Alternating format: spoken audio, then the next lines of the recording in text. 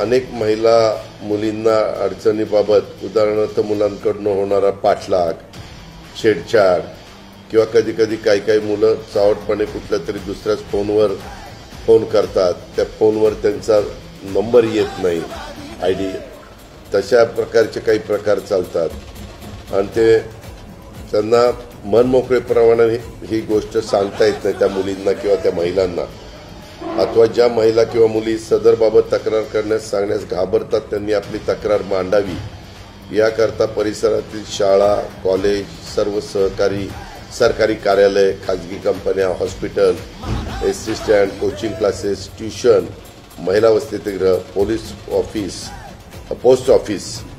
या ठिकाणी पोलिसांमार्फत शक्ती बॉक्स तक्रार पेटी, म्हणजे मी आता नावं घेतली त्या ठिकाणी शक्ती बॉक्स तक्रार पेटी ठेवण्यात येईल। सदर बॉक्समध्ये मुलींवर होणारे अत्याचार, छेडछाड, गुन्हेगारीच्या अनुषंगाने काही संशयास्पद वस्तू आढळल्यास